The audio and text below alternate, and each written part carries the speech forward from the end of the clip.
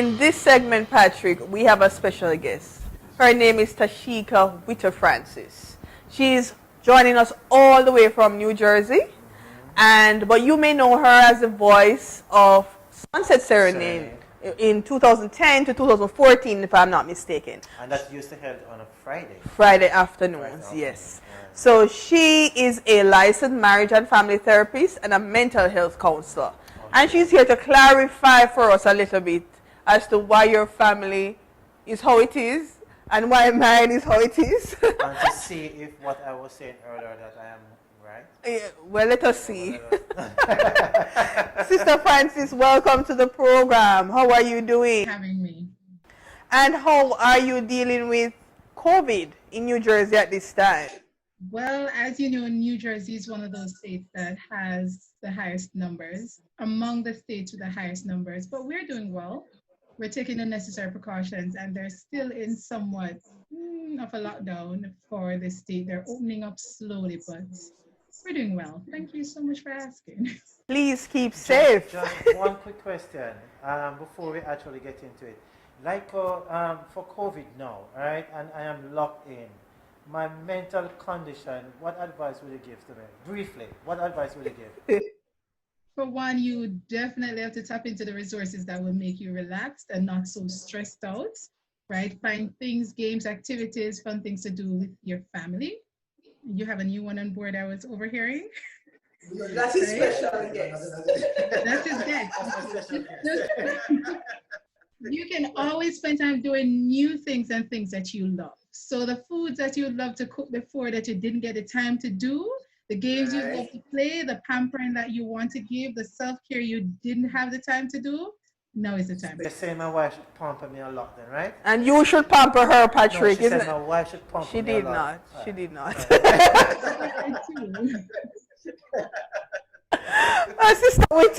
Sister Witter Francis.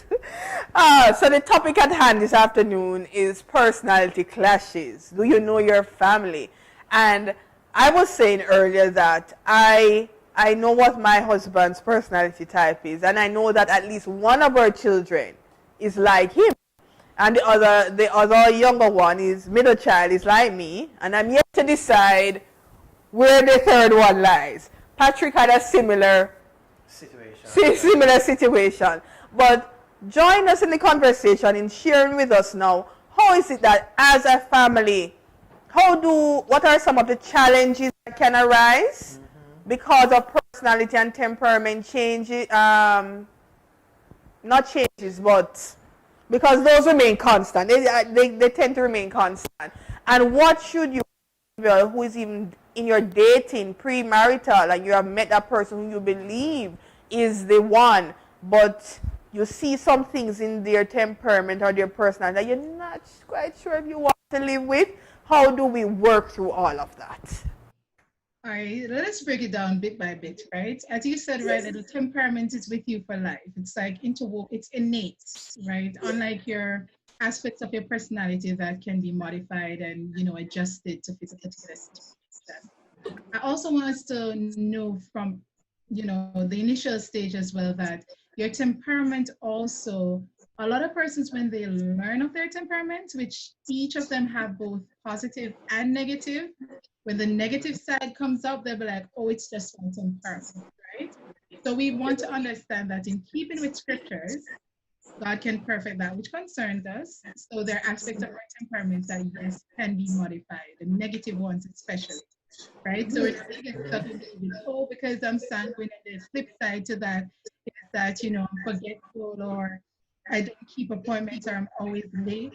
I'm going to stick to that, right?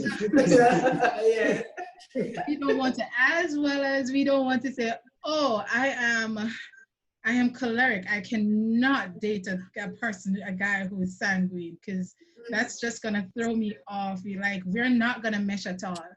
In fact, recent research is showing where actually almost any temperament can blend, right? So it's not to go out searching for somebody who, prior to this, they were saying, okay, you have a nice blend between phlegmatic and sanguine, you have a nice blend between the choleric and the melancholic. you can have serious clashes with all the blend, and you can have the similarities that do work, right? So when you're dating, if you're just going out there to seek somebody who is opposite, as they said before, Opposites attract. opposite does attract in the male-female sense of the word, Yes, right? And we want to keep it that way spiritually, Yes. Lord. But That's right. as it relates to our temperaments, though, you can have two sanguines that do very well in their relationship, and two cholerics, right? Because it boils down to understanding each other, learning to communicate in marriage, and being mindful of the flaws. And as you said earlier, usually you're not stuck in one temperament. You do have kind of a blend. So you can be sanguine with a touch of phlegmatic, because as you know, phlegmatics, they are, they're calm, at the same time, they're very family oriented, right? They're very family oriented, and you have a blend of both because you're a family therapist and you love that, but they're still out there and extroverted, and you love socializing with people, right? But the crux of it, as you said earlier, is understanding. That's a key principle. Understanding who your family members are and where they fall in the personality type, right? By having this understanding, it will help you to communicate better. And some of the conflicts that you normally see is one psychologist says that usually within about 10 months of your marriage, when you have different temperaments, it's kind of rears its ugly head and you start the conflicts there. And if that isn't resolved within 2 years going into 4, then some persons decide to divorce for them. It's very interesting because, what were you saying? I just said, wow. That was actually Dr. Stephen Stancy who actually said that, though. He's a psychologist. Because really, as with a lot of issues in your marriage, it is understanding why a person is fundamentally who they are, right? And how do you work around that? And what makes you comfortable or uncomfortable? So you may start out, so let me use myself, for example. I am, based on the results from the test, I'm sanguine. Yes. Right? Based on my husband's results, he's phlegmatic. Right? He's a more structured person, likes to plan things, right? He's very family oriented and likes structure to his life a lot. I like making plans, but I'm more spontaneous, right? I will get up today and say, right? I will get up today and say, oh, I want to go to New York or Connecticut this weekend. He likes to plan and say, okay, if we're going to Connecticut, we're going to go through the falls, we're going to have to budget for this amount, etc. And I'm like, let's go. Yeah. And that in itself can cause a conflict if, as husband and wife, you don't know how to work that through, because the wife may say, oh yeah, so everything's about money for you. And plan. And then he may say, well, all you want to do is just spend the money and you're just a spendthrift, and then that leads to other conflict if you don't know how to work that through. Perfect. Exactly. Right? And if you do not over time understand your partner and understand what your partner needs and your needs as well, so you both can balance, because before now, when I had engagements, I'm like, okay, I was speaking engagement here, there. And I'm like, there, I have a speaking engagement. But I have something on that day too. So imagine if we're not thinking how the conflicts could arise. So I have developed the habits, which one of my weaknesses would be to be so spontaneous that you take on an engagement and you didn't speak with your partner, and that causes a conflict. So I started saying, let me speak with my husband first, and then I'll get back to you. Yeah. That's me. That's a classic example as to how you can understand that your temperament doesn't have to cause a conflict in your relationship. And that's where communication and understanding comes into play, right? Which is why they're saying you can have two sanguines who are spontaneous people, but at the same time, they learn to sync over time and understand that, okay, even though you're sanguine and I'm sanguine and we just get up and go, we still have to have some form of structure in our lives. So we look at the negatives and you try to balance it out with the positives. How do you, as a parent now, in realizing who your child's personality is after a while. So, for example, in my home, my older daughter is like my husband. She has my husband's personality, very strong-willed, doesn't listen readily, has her own mind, want to get things done her way. And I call her, and she's always coming and never comes unless I become very. How do I parent such a child that I don't become overburdening or abusive, or not allow her to grow and blossom in how God has created her? I don't want to stunt her growth, but I want her to realize that she needs to be respectful of everybody in the home. That's a very good one. All right, so 3 patterns of temperament in children. Understanding your children is the easy child, the difficult child, and the slow to warm up type of child, right? And based on how you describe your daughter, not labeling, but she could easily fall on the difficult one because you call her, she may not come the same time, etc., right? What we have to do now, we go back to the word communication, go back to the word understanding, right? Create that understanding between you and your daughter. You have to have that sit down with your daughter to help her to understand that I notice these behaviors, but these are causing a conflict or a difficulty in our relationship. And we have to find some way to work on it, right? You could understand that maybe sometimes you call her and she's in the middle of something, right? And she wants a few more minutes. But you can say to her, sweetheart, if you know you're in the middle of something, you need a few more minutes, just come to me and say, Mommy, finish this in 20 minutes and then we can come back and get to the house. It really boils up because she's not going to get up and change her temperament overnight, right? You want to modify the things that you see that are becoming potential problems, right? So having that sit down, sometimes you have a family moment, family talks, which is very important. I don't know how much we facilitate that in our culture, but family talks and family meetings are important for persons to lay out there.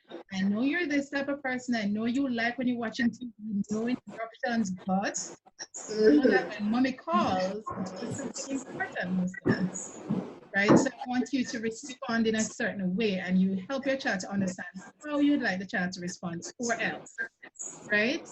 And what are the consequences of choosing to disobey when I call you, or when something important needs to be done and you do not follow through with it. So you're teaching the child responsibility, even though their temperament or their reaction to your rules or discipline is not in keeping with what you do.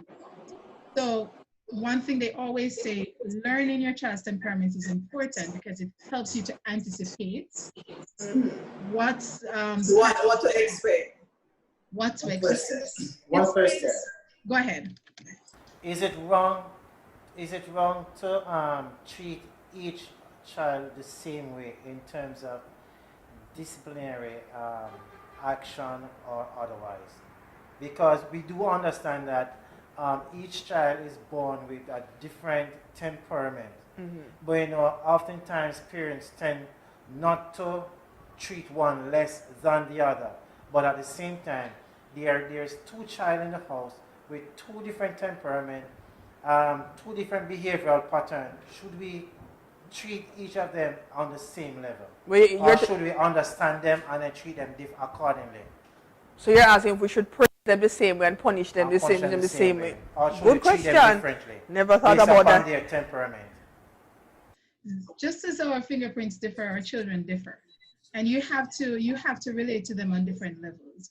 You as a parent, you definitely have to be mindful that you're not treating one better than the other, so to speak, right? Because if you're being biased in your treatment, then the children will pick up on it and it will cause further conflicts. But, all right, so I'm spanning a little bit into the 5 love languages for children, right? And this involves, receiving gifts, words of affirmation, physical touch, etc. Say, for example, my son, he loves physical touch and he's just 3, right? He loves to hug and hug up mommy and just rub his head against you, just sleep on his shoulder, etc., right? Research shows that a child whose love language is physical touch, if you slap that child, it means so much harm to the child than a child whose love language is receiving gifts. Wow. Is that's a healthy? Is that healthy? Healthy what? To slap your child?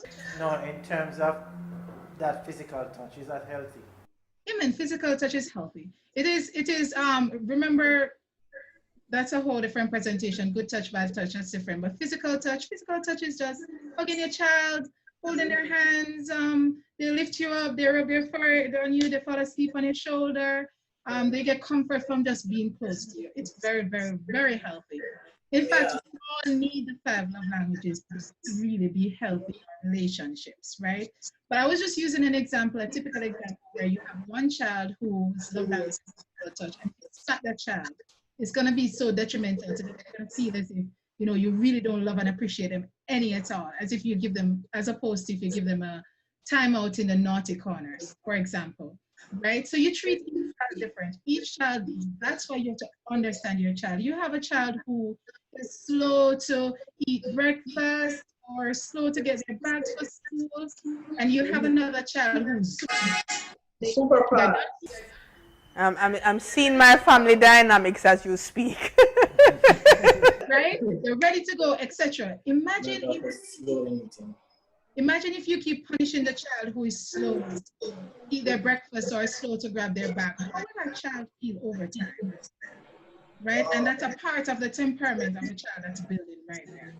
Right? So you have to understand your children and punish them according to their age, their stage of development, and even their very temperament. Hard parenting, that's something that we have to develop so we can have a great understanding and reduce the conflicts in our household. Wow. Appreciating who you are. We're going to discuss that in segment 3. Segment 3. Oh. Yes, we're going to discuss that in part 3. Oh, sorry. Yes, so we're going to take a break at this time, Mr. Francis. We're going to another special feature, and we're going to pick up right on Patrick's point of appreciating who you are within the family segment, and how as a family we can blend and be nutritious as a fruit basket with every fruit in there, but when we come together we are one happy family. Yes. So we're going to break at this time for a special feature, and then we come right back to our special guest in closing of our Pillow Talk. Welcome back to our final segment of Family Focus for today. We hope you have been enjoying today's program because it has indeed been an interesting conversation. Have you learned anything? Yes, and I'm hoping, I'm learning, and I'm hoping that those who are online, I'm praying that you are enjoying and being enthused of what has been said and learning as well. And we're going to dig a little deeper. We have been looking on the mother and father side of family. We're going to look at the single parent aspect of it now. So we're going to turn back now to Dr. Whittle. Not doctor. I'm very sorry. Don't worry. I think you're mentioning the fact that we just had Doctor's Corner. Praise the Lord. Yes. You're getting there. Don't worry. I think he's getting confused because we just had a section with Doctor's Corner. Doctor's Corner. So I'm sorry. So this segment now, we're in the final segment, and one very important question. We have the parent aspect of it. We will only have like the mother alone. Or the father alone. Or the father alone. Or the typical Jamaican setting where it's grandparents who are raising grandchildren. So there's this whole generation gap. So let us look at the single parent aspect of it now. So, and in this segment, we'll be looking at how do we support and affirm each other, even especially in these type of families that are prevalent, because the statistic shows that families are 70% of all Jamaican families. So we have been focusing, as you said, on the nuclear family, but the majority of our society may not be able to link into our conversation, if you realize what I'm talking about. So we don't want to just synchronize it in one direction. We want to widen our scope. And how even in this family where one parent or even both parents, if it's a grandparent who is growing or taking care of the children, how do we appreciate each other and allow our families to blossom as God intended? Over to you. Well, Actually, what we were looking at earlier, we're kind of understanding the different temperaments and how they span out in relationships as a whole, right? Let us just quickly go back. You spoke about type A, B, C, and of the personalities type, and that fleshes into four temperaments: a sanguine, choleric, melancholic, and phlegmatic, right? Phlegmatic, yes. The sanguine being sociable, people oriented, and energetic, and the choleric being uh, critical, more likely bossy, the do it now kind of people, right? The melancholic thinks over everything and takes a while to make decisions and prefer to kind of be alone, while the phlegmatic is family oriented, kind, quiet, and as you said earlier, right? When you think about that as parents, for your parents, imagine a parent who is, say, for example, choleric. Do this now, right? And a single parent person. Single parent who is frustrated, want things done now. A child with a different temperament, say for instance, a sanguine child who is a little, for some of the negative traits, they say they're not time oriented, you know, nonchalant or whatever. And you have that do it now versus the nonchalant. Can you imagine the type of conflict that will take place in that house? Yep. Right? There's this bossy and the blurred lines of communication right there. That relationship between mother and child can become sour, and a child can feel unloved because my mother just wants to tell me what to do and don't listen to me, etc. Right? And then we look at the hinge in the extended family. When you have the conventional type of melancholic kind of hinge on the conventional type of pairing, wanting things done the old-fashioned way, etc. And a child with a different temperament who is seeing things, who are technologically driven, you know, takes time to get things done. You can almost imagine so far the type of conflicts that will take place, right? How we can help these families is to, as we said, communicate and teach communication strategies. Not everyone was born with the ability to communicate effectively, right? So this sanguine child needs to understand that, okay, mommy is bossy. How do I deal with when mommy is bossy? When is mommy angry, or when is she just being direct? Get your schoolwork done, or, you know, you've been playing too long. Come on now and clean the house, right? And how do I respond to my mother that way? And when does mommy know to just calm down, give the child a few more minutes to play with her friends? It's not yet even close to sunset. She just came in from school, did all her house chores. Let her come in a little bit and play a little bit more and come in. How do we help these persons to understand each other? The single parent who's frustrated, because as a single parent, you're taking on the responsibilities by yourself. Some single parents are working 2 jobs just to make ends meet, the school fee. Yes.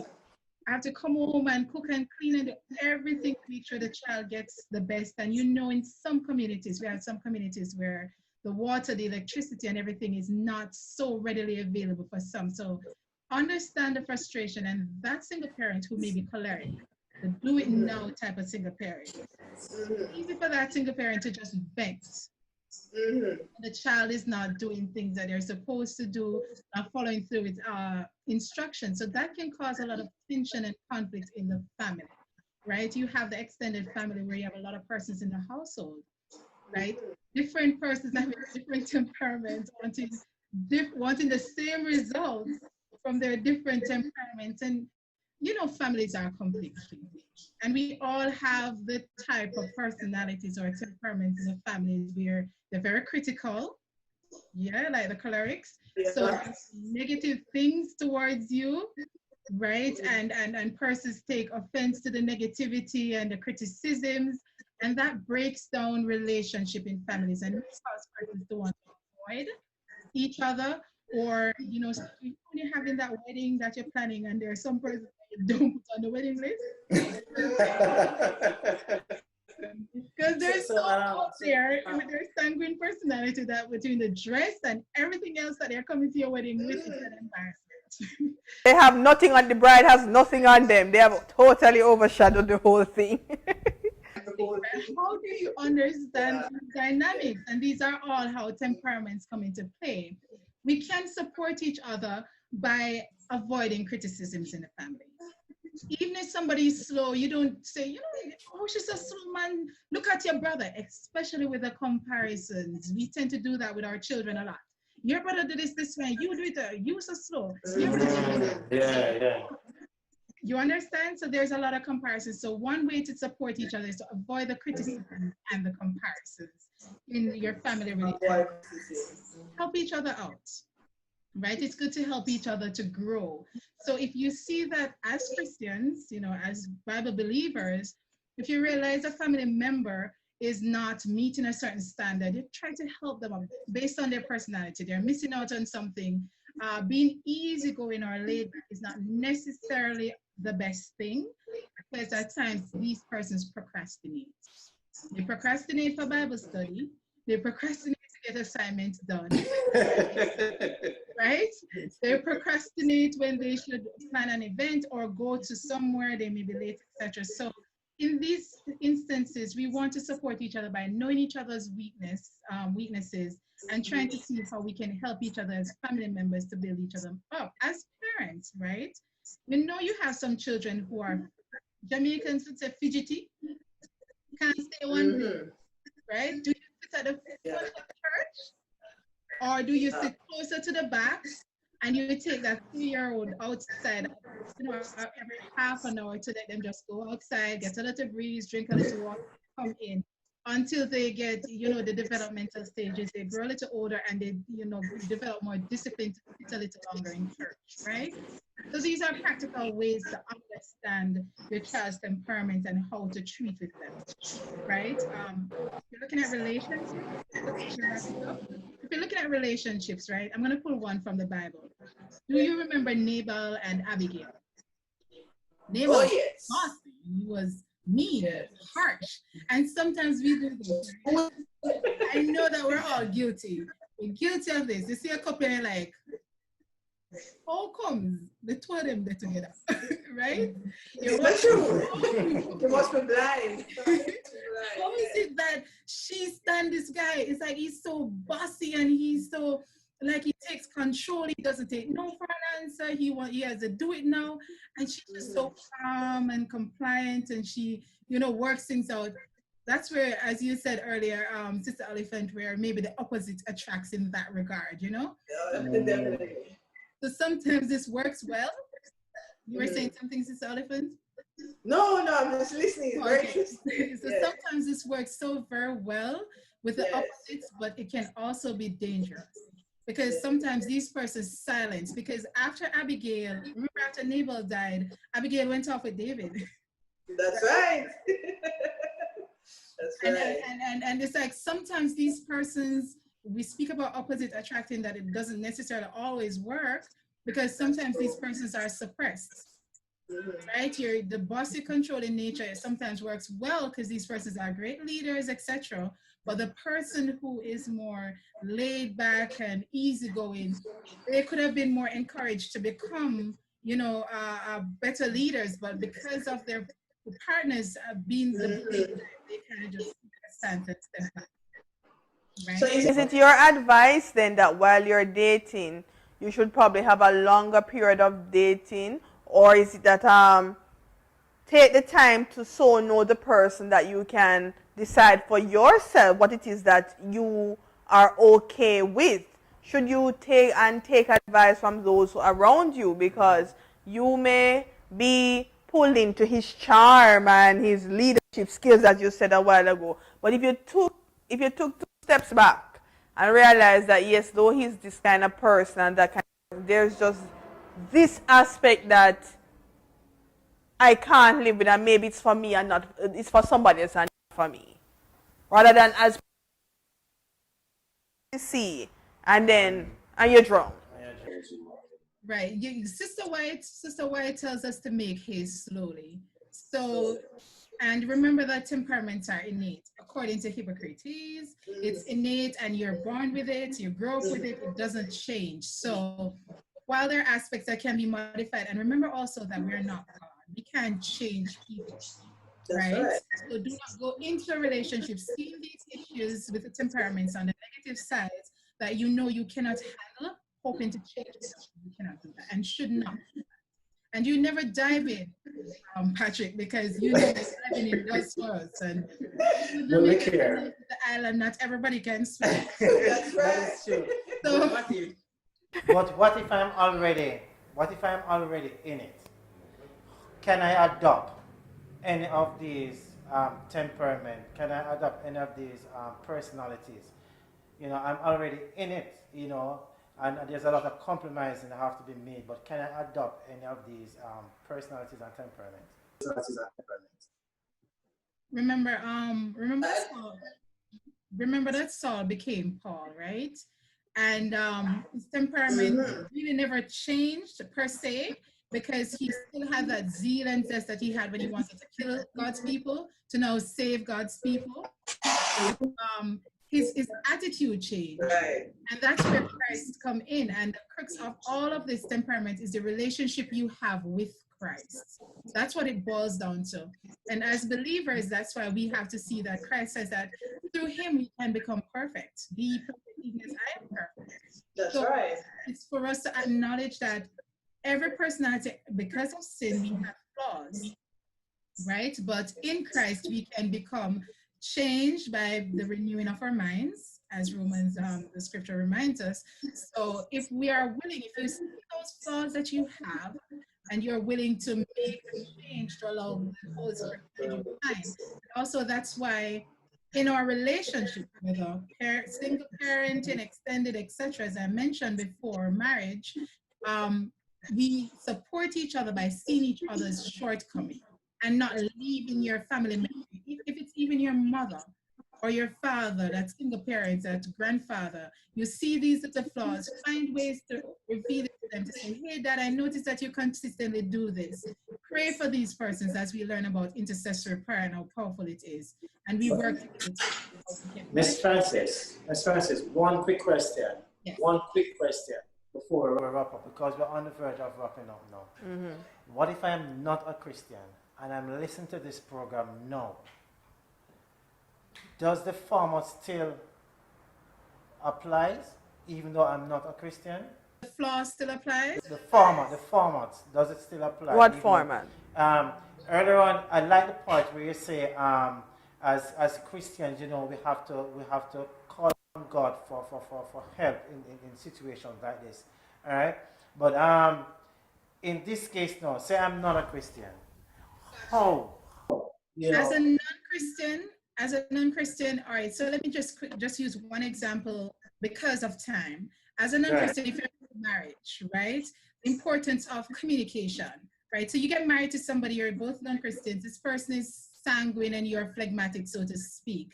As I said earlier in the program, it's understanding, learning to communicate with your partner, who one is spontaneous, one is more a person who is more strategic and likes time to think. Both of you come together and decide, how are we going to approach certain situations, and how do I want you to modify certain aspects of how you handle with situation based on your temperaments? How can we see eye to eye and meet halfway so that our relationship can work? Okay, very good, very good, very good. So Wita, I've learned so much that I'm going to apply to my own family. What about you, Patrick? I have learned a lot, and I've learned something that I didn't learn now. So I'll be able to learn how to deal with my two at home, and I'm better able now to be a bit more understanding with my wife at home. Maybe I should not have helped you out with the word you're looking for. If I know of anyone who is of need or find a situation, then I will have the right advice to give, and not only to give, but to direct them to the right person with the right advice. Thank you so much, Sister Wita, for joining us today, Sister Wita Francis. We hope that you have learned a lot. She has given us so much for us to apply to our own families. Right. And as we come to the end of this segment, I want to implore you to look within not only we tend to look at others, Patrick. So you look at your wife, you look at your husband, you look at your child, your mother, your father, but you don't look at yourself. Take a look at who you are and how you can better improve yourself for your family, how you can work on your weaknesses, Patrick. 'Cause we wouldn't want to say, we don't want to use your areas that are, your growth areas, that term. Those areas that they're not very strong, those areas that you may not like about yourself, others may not like, and how can I improve them? Because as Sister Witter Francis pointed, my favorite text, she made mention of it earlier, was that the Lord will perfect all that concerns you. So where you are weak, Christ will make you strong, and his love covers a multitude of sins. So as we come to the end of this segment, we want to thank you again for joining us. We hope we will see you again in the future. And you'll join us again. Thank you for joining us.